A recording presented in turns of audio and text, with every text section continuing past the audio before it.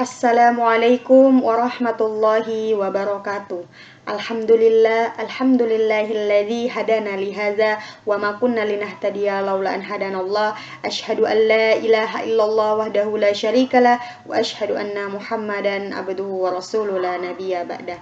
Alhamdulillah, puji syukur kita panjatkan kehadirat Allah Subhanahu wa taala atas berkat rahmat limpahannya lah sehingga kita semua masih bisa diberi kesempatan untuk menikmati indahnya Islam hingga saat ini. Kedua kalinya sholawat serta salam tak lupa kita haturkan kepada junjungan kita, suri tauladan kita Nabi Muhammad sallallahu alaihi wasallam yang telah membawa kita dari zaman kegelapan menuju zaman yang terang benderang hingga saat ini. Dalam kesempatan kali ini saya akan membahas sedikit tentang perilaku dosa besar. Apa sih itu perilaku dosa besar? Pengertian dosa besar berasal dari bahasa Arab, yaitu az-zanbu, al-itsmu, atau al-julmu. Secara istilah, dosa besar adalah sesuatu akibat buruk yang diterima oleh manusia dikarenakan tidak menjalankan semua perintah Allah yang menjadi kewajibannya dan menjalankan sesuatu yang diharamkan oleh Allah Subhanahu wa taala. Menurut hadis riwayat Muslim, dosa itu adalah sesuatu yang bergetar di hatimu, terasa salah apabila dilakukan, dan engkau tidak suka apabila hal tersebut diketahui oleh orang lain. Ketika kita melakukan dosa besar, kita seperti ingin menutupinya dari orang-orang yang berada di sekitar kita. Dan kita merasa tidak suka apabila hal tersebut diketahui oleh orang lain. Nah, ketika pelaku dosa besar ini melakukan dosa besar, hal tersebut tidak ingin mereka mengumbarnya di kalangan orang banyak karena hal tersebut akan terasa malu apabila hal tersebut diketahui oleh orang lain. Contoh perilaku dosa besar. Yang pertama, syirik atau menyekutukan Allah dan menyembah selain kepadanya. Syirik merupakan dosa besar paling pertama karena syirik adalah menyekutukan dan menyembah selain kepada Allah. Karena kita ketahui bersama, ketika kita meminta pertolongan, memohon pertolongan itu hanya kepada Allah Subhanahu wa taala. Ketika kita sudah melenceng meminta selain kepadanya, berarti kita sudah termasuk seseorang yang melakukan dosa besar, yaitu menyembah atau menyekutukan Allah Subhanahu wa taala. Yang kedua yaitu durhaka kepada kedua orang tua. Yang dimaksud durhaka kepada kedua orang tua yaitu melakukan penganiayaan secara fisik, mencaci dan memaki, mengancam dan memutuskan tali silaturahmi. Jangankan menganiaya secara fisik kedua orang tua kita, bahkan di dalam Al-Quran sendiri ketika kita membentak kedua orang tua kita, itu sudah termasuk kita melakukan dosa besar, melakukan dosa atau durhaka kepada kedua orang tua. Hal ini banyak terjadi di kalangan kita. Terkadang ketika kedua orang tua kita menyuruh kita, sabar bu, kita kadang tidak sengaja melontarkan kata-kata seperti itu, padahal kata-kata seperti itu adalah dilarang di dalam Al-Quran. Dan sebaik-baiknya kita harus memuliakan kedua orang tua kita. Jangan kita sampai durhaka kepadanya, karena hal tersebut adalah contoh perilaku, masuk sebagai contoh perilaku dosa besar. Yang ketiga, bunuh diri. Bunuh diri merupakan perbuatan yang menghilangkan nyawa seseorang. Nah, bunuh diri ini banyak kita jumpai di kalangan orang-orang yang terkadang depresi, frustasi ketika keinginannya tidak bisa tercapai, atau merasa lelah dengan semua masalah-masalah yang dihadapinya. Terkadang dia terpintas di hatinya, lebih baik dia bunuh diri. Padahal hal tersebut sangat dilarang dan termasuk contoh perilaku dosa besar karena mendahulukan takdir Allah yang seharusnya dia belum meninggal.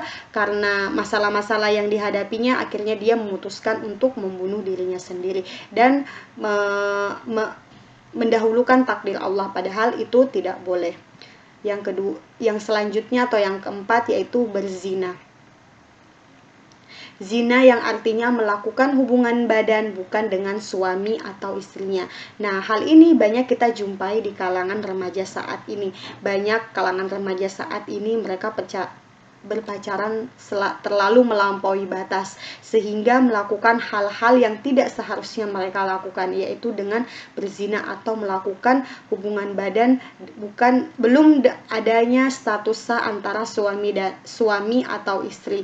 Banyak kita jumpai di kabar-kabar di TV atau di sekitaran kita, mereka melakukan aborsi karena belum ada hubungan sah antara suami istri, sehingga anak yang dikandungnya itu sulit untuk mendapatkan pertanggungjawaban. Nah, jalan satu-satunya mereka melakukan aborsi dan itu juga sangat dilarang. Yang kelima yaitu meninggalkan sholat. Nah, ini termasuk perilaku dosa besar. Banyak dari kita melakukan hal ini ya, karena mungkin mereka anggap sepele, padahal meninggalkan sholat adalah contoh perilaku dosa besar. Nah, sholat merupakan kewajiban, wajib bagi setiap muslim. Jika meninggalkan sholat berarti ia menuruti hawa nafsunya. Yang wajib saja harus kita kerjakan. Berarti ketika kita meninggalkan hal wajib itu, berarti kita sudah melakukan perilaku dosa besar. Selanjutnya yaitu meminum khamar dan berjudi. Judi yaitu merupakan barang atau mempertaruhkan barang atau yang lainnya dengan tujuan mendapatkan keuntungan besar. Meminum khamar yaitu sesuatu yang memabukkan dan menutup akal sehat. Nah, meminum khamar, berjudi termasuk perilaku dosa besar dan sangat dilarang oleh agama.